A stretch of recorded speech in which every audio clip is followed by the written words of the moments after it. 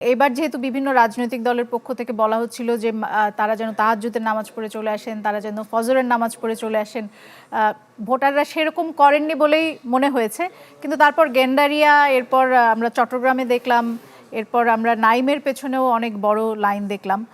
এখন আপনার পেছনেও কিন্তু দোহারে বেশ লম্বা লাইন দেখা যাচ্ছে এবং নারী ভোটারদের সারি কিন্তু বেশ বড়।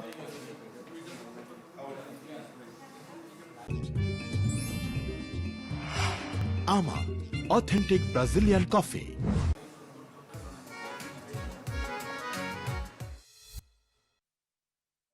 175 ঢাকা 2 আসন। এখানে আপনি যেমনটা বলছিলেন যে একটা দীর্ঘ লাইন, শুধুমাত্র নারীদের তো বটেই, লাইনটি ইতিমধ্যেই নির্বাচনের যে এই যে কেন্দ্রটি রয়েছে, কেন্দ্রের সীমানা ছাড়িয়ে গেছে। এই লাইনটি আমরা লক্ষ্য করছি। এই ঢাকা 2 আসনে আমি এই মুহূর্তে দাঁড়িয়ে আছি মধুরচর সরকারি প্রাথমিক বিদ্যালয়ের সামনে। এখানকার 3 জন প্রতিদ্বন্দ্বী করছেন। ধানের শীষের হয়ে আমানুল্লাহ আমান, তিনি হেভিওয়েট প্রার্থী।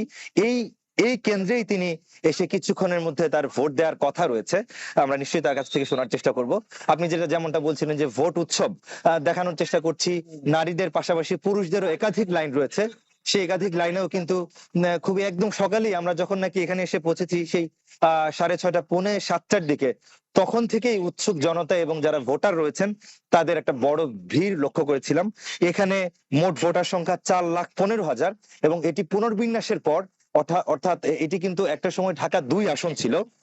পরবর্তীতে নির্বাচনী এলাকা পুনর্বিন্যাসের পর ঢাকা 3 আসনে পরিণত হয় এবং ঢাকা 2 আসন থেকে আমানুল্লাহ আমান তিনি দাঁড়াতেন 2001 সাল এর আগে, অর্থাৎ 2001 বলুন কিংবা 96 এবং 1991 সাল, 3 বারের তিনি মেম্বার অফ পার্লামেন্ট ছিলেন।